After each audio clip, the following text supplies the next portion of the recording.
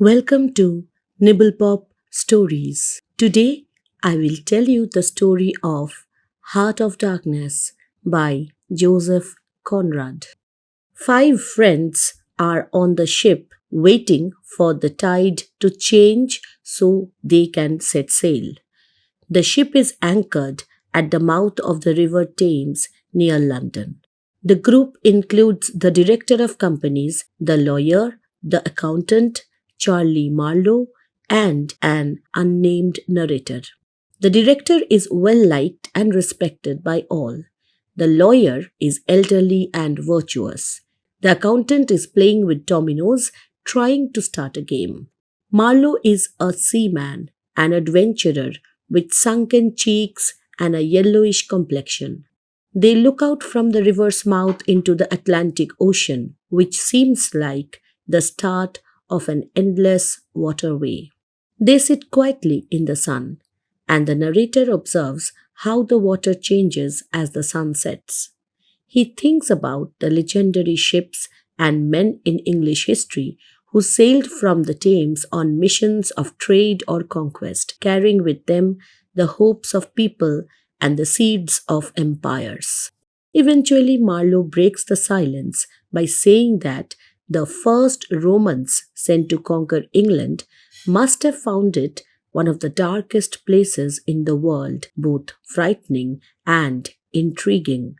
However, they don't feel like the Romans. While the Romans aimed to conquer, they want to fix things. Marlowe adds that conquest is never pleasant and usually involves the powerful taking land from the weak. He says conquest is only justified by the noble ideas behind it, ideas so beautiful that people respect and follow them.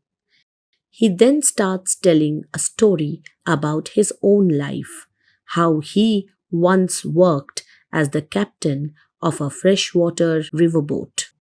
As a boy, Marlowe loved maps and dreamed of becoming a sailor or explorer who could visit the farthest corners of the earth. As a young man, he spent about 6 years sailing in the Pacific. When he returned to London, he saw a map of Africa in a shop window, and he was especially intrigued by the Congo River. He asked his aunt to help him get a job as a steamship operator for a European trading company in Africa. Her aunt happily complied. She knew the wife of a company official. The company hires him right away to replace Frisleven, a captain who was killed in a fight with the natives. Marlowe goes to Brussels to sign his contracts at the company's headquarters. When he arrives, he sees two women knitting with black wool and looking at him sadly. He is taken to a room where he signs some papers and is examined by a doctor. The doctor asks if there is any history of insanity in his family and mentions that it would be interesting for science to observe the mental changes people undergo out there. Marlowe has a farewell chat with his aunt, who thinks he is going to Africa to pass education and light to the natives. Marlowe explains to her that the company is focused on making money, not on missionary work. Marlowe boards the steamer that takes him to the mouth of the Congo River. The forested coast of Africa appears mysterious and impenetrable, both inviting and mocking him. Occasionally, he sees canoes paddled by native Africans. He once spots a French ship firing into the dense forest at unseen enemies. At the mouth of the Congo, Marlowe takes a 30-mile passage on a small steamer piloted by a Swedish captain to reach his steamboat. The captain tells Marlowe about a man he took upriver who hanged himself on the journey. Marlowe is shocked. He asks why, and the captain suggests it might have been the son or the country that was too much for him. Eventually, they reach the company's outer station. It consists of three wooden buildings on a rocky slope. This station is where the company's most valuable commodity, ivory, is shipped out. He is taken to his company's outer station. As he walks through pieces of decaying machinery, he sees a stream of thin, indifferent black people walking slowly. Some of them are walking and look close to dying. Marlow notices one particularly hungry young man and gives him a biscuit from his pocket. Marlow spends the next 10 days waiting for a caravan to take him to the central station and his steamboat. At the station, he is impressed by the chief accountant's neat appearance. Marlow often sits in the accountant's office trying to avoid the giant flies. One day, the chief accountant tells Marlow that he will probably meet Mr. Kurtz, a remarkable man and station head who sends in more ivory than all the others combined. He asks Marlow to tell Kurtz that everything is satisfactory. One day, a dying agent from upriver is brought into the chief accountant's quarters because there is no other space. The accountant is annoyed that a dying bed has been set up in his office, and he remarks that he is beginning to hate the savages to death. A few days later, Marlow joins a caravan of 60 men traveling 200 miles upriver to Central Station. The native porters carry the equipment, food, and water. His white companion falls ill during the journey, and many of the native porters desert rather than carry the sick man. When Marlow reaches Central Station, he learns that the ship he was supposed to pilot has sunk. 2 days earlier, the bottom of the boat was torn off when a volunteer skipper tried to take it upriver.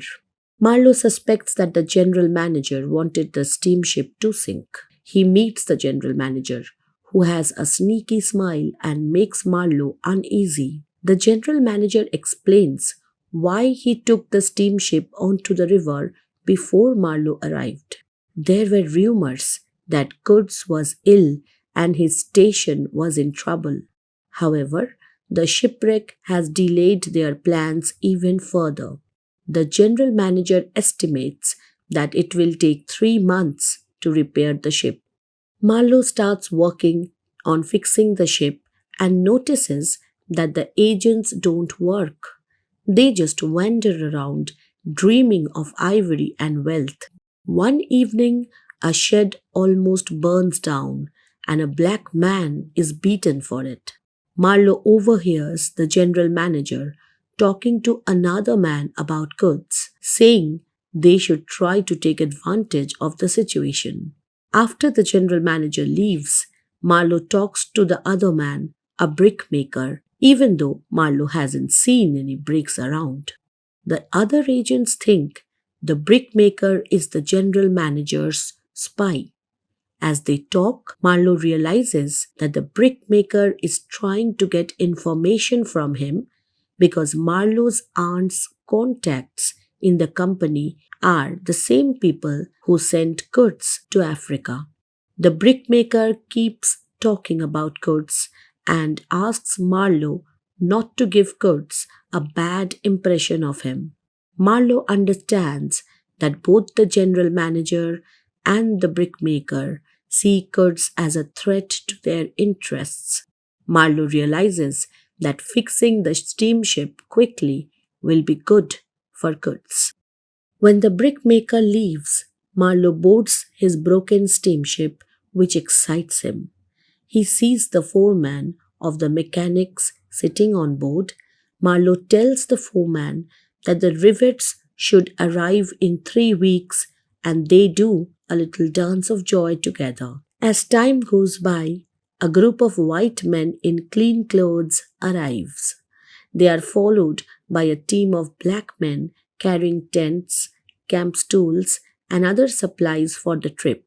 This group is called the El Dorado Exploring Expedition, led by the station manager's uncle.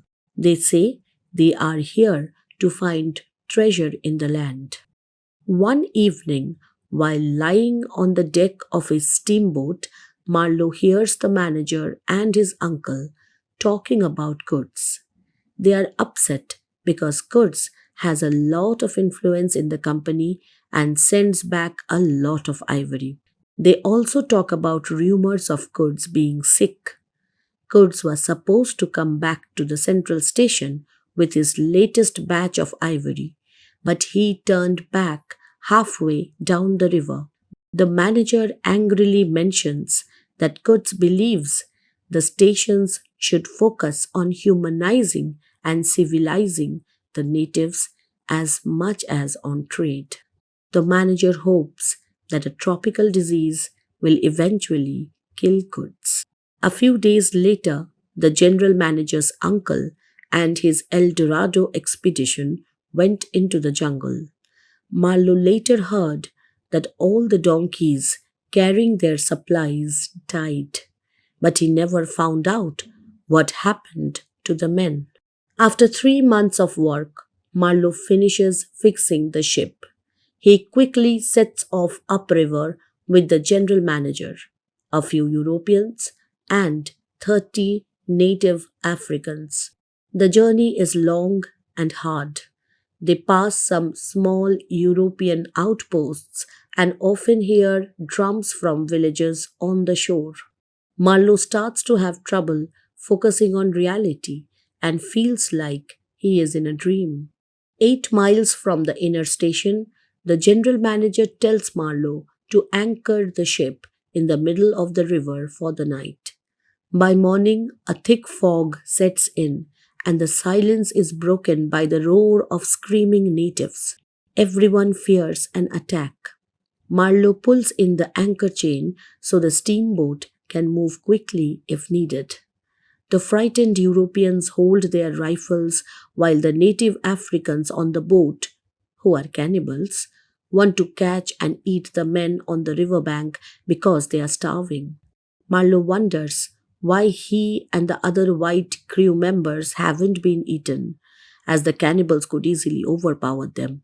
After 2 hours, the fog lifts and the steamboat continues upstream. Just over a mile from the inner station, the steamer is attacked. Arrows fly from the jungle toward the ship, and the crew fires back with rifles. Marlow tells his helmsman, a coastal tribesman, to steer straight. Suddenly, a shotgun blasts right behind Marlow. The helmsman leaves the wheel to shoot out the window but is soon hit by a spear and falls, dying at Marlow's feet. Blood fills the pilot house, soaking Marlow's shoes.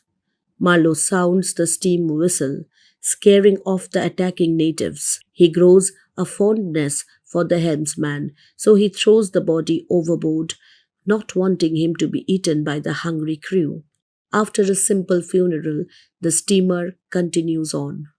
Marlow's biggest worry is that he might be killed and miss the chance to meet Kurtz, a man he has become fascinated with. When they reach the inner station, Marlow and the crew are surprised to find it in perfect condition. A white man wearing clothes covered in colorful patches greets them on shore. Marlow thinks he looks like a clown. The man introduces himself as a 25-year-old Russian sailor who, after working for various colonial powers, ended up wandering through the Congo alone for 2 years. He explains that the ship was attacked because the natives don't want Kurtz to leave with the crew, as Kurtz has greatly influenced them. Marlow realizes that the Russian also has fallen under the spell of Kurtz. Marlow is getting a clearer picture of Kurtz now. The Russian has been with Kurtz for many months and recalls the first night he spoke to him, forgetting to sleep because he was so captivated. He loves listening to Kurtz talk about every imaginable topic. Kurtz made him see things. He has cared for Kurtz during his illnesses and accompanied him on village explorations. He is like a god to the local tribesmen who adore him and help him raid the jungle and other tribes for ivory. This troubles Marlow, who had expected Kurtz, with his morals, to trade for ivory, not take it by force. The Russian says that Kurtz can't be judged like other men because he has suffered too much and couldn't escape from this situation. Marlow looks through his binoculars at the building where he believes Kurtz is lying ill. He is shocked to see that what he thought were fence posts are actually human heads on spikes. The Russian explains that these are the heads of rebels. Marlow realizes that despite Kurtz's talent, knowledge, and all, he was hollow inside, and the jungle filled that emptiness. The Russian also mentions that when the native chiefs visit Kurtz, they crawl to him. This disgusts Marlow. He thinks that, compared to greed, the raw savagery of the jungle is almost a relief. Kurtz arrives on a stretcher. He is ill, but his voice is strong. He looks like a figure of death carved out of ivory. Warriors with weapons appear from the jungle, and the Russian says that if Kurtz gives the order, all the whites will die. The natives love Kurtz and will do anything he asks. Kurtz tells them to leave, and they gather along the riverbank near the ship. Among them is a striking African woman. The Russian says that she is Kurtz's mistress. The Europeans take Kurtz into a cabin. In a hoarse voice, Kurtz says he is glad to meet Marlow. Inside the cabin, Kurtz and the general manager argue. Kurtz accuses the general manager of caring more about the ivory than about him and says that the manager is interfering with his grand plans. The manager tells Marlow that Kurtz is very ill and they have done all they can for him. He adds that Kurtz's unsound methods have done more harm than good for the company. Marlow disagrees and is disgusted by the manager's fake show of sadness. He insists that Kurtz is still a remarkable man, which causes him to lose favor with the manager. The manager hints that he wants to get rid of the Russian too. Marlow wants the Russian to escape before he can be hanged, and he promises to protect Kurtz's reputation. The Russian decides to leave quietly. He gets some supplies from Marlow and disappears into the night. That night, Marlow sees a fire. He looks into the cabin and finds Kurtz missing. Following a trail, he realizes that Kurtz, who is unable to walk, is crawling into the jungle. Marlow catches up to him just before he reaches the native camp. Marlow knows that, even though he is stronger, Kurtz only needs to call out for the natives to attack. Kurtz pleads. He says he has plans, and he tells Marlow to hide. Marlow persuades him not to ruin his reputation so easily. Kurtz pauses, struggling with himself. Marlow sees that Kurtz is mentally sane, but his soul is mad. In the end, Kurtz allows Marlow to help him back to the cabin. At noon the next day, Marlow steers the steamer away from the station while over 1,000 native people watch. Kurtz is brought into the pilot house. Among the crowd, Kurtz's mistress stands sadly as Kurtz is taken away. The crowd looks hostile and threatening, and the Europeans are ready to shoot. Marlow sounds the steam whistle, and all the natives, except the mistress, scatter. As they travel quickly downstream, the general manager is happy. He knows Kurtz will soon die, and he will secure his own position without any effort. Marlowe spends a lot of time alone with Kurtz, who talks with his powerful voice and great eloquence about his moral beliefs, his hopes for fame in Europe, and his wish to conquer the jungle. The steamship soon breaks down. Kurtz becomes worried that he won't live to see Europe. He gives Marlowe his papers and a photograph to keep them away from the manager.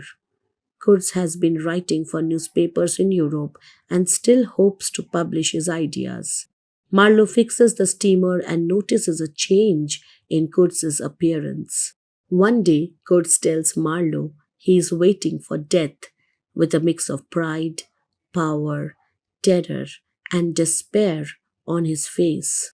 Suddenly, Kurtz cries out weakly, "The horror, the horror." Marlowe goes to the mess hall where the manager sits with a peculiar smile that shows his hidden meanness. A moment later, the manager's servant enters and says, "Mr. Kurtz, he dead." The next day, the crew buries Kurtz's body. Soon after, Marlowe falls ill himself. He describes his battle with death as the most unexciting contest one can imagine. He feels embarrassed that he couldn't think of anything to say on his deathbed. This is why he admires Kurtz, who had something to say. The horror. Marlowe sees Kurtz's statement as a moral victory, achieved through terrible fears and terrible pleasures. Marlowe calls Kurtz a remarkable man who had made a judgment about the experiences of his soul on this earth. Marlowe returns to Europe, where his aunt helps him recover but can't calm his troubled mind. He finds the city's people petty and silly. He thinks about the meaning of life and how one might summarize their life when facing death. The central station manager asks for Kurtz's papers, and Marlowe gives him the technical ones, but he keeps the private letters and the photograph. A company representative comes to collect Kurtz's papers, but Marlowe only offers him on the suppression of savage customs. The representative, wanting something more valuable, leaves angrily. Next, Kurtz's cousin, a musician, visits. He tells Marlowe that Kurtz was a great musician and leaves with some family letters. Later, a journalist who once worked with Kurtz arrives. He admired Kurtz and thought he should have gone into politics because he could captivate a crowd. When Marlowe asks which party Kurtz would have joined, the journalist says, "Any party," as Kurtz could convince himself of anything. He takes on the suppression of savage customs for publication. Now, all Marlowe has left of Kurtz are a few letters and a photograph of the woman Kurtz was engaged to marry. A year after Kurtz's death, Marlowe decides to return Kurtz's letter and photograph to his fiancée. He visits her and is led into an elegant drawing room. Marlowe notices that she is still dressed in mourning black. She praises Kurtz as the best of all men, and Marlowe feels the room darken when she says this. She talks about Kurtz's amazing ability to charm people with his speech and says she will be unhappy for the rest of her life. Marlowe reassures her that they can always remember him. She expresses a deep need to keep his memory alive and feels guilty for not being with him when he died. She asks Marlowe to tell her Kurtz's last words, which he has been dreading. After a pause, Marlowe tells her that Kurtz's last words were her name. She cries out that she knew it and begins to weep. Marlowe feels despair. He knows that he has failed to honor Kurtz fully, but he couldn't bring himself to tell her the truth, which is too dark. Marlowe, still on the Nelly anchored in the Thames, falls silent. The others remain quiet as well, waiting for the river's current to change. The narrator looks into the distance, feeling that the Thames seems to lead to the farthest ends of the earth, into the heart of a vast darkness. And this is how Conrad leaves us with darkness all around us. What do you think of this story? Do write in the comment section. And if you like our content, please subscribe to our channel and share with others. This is Monami Mukherjee signing off. Till we meet again, goodbye.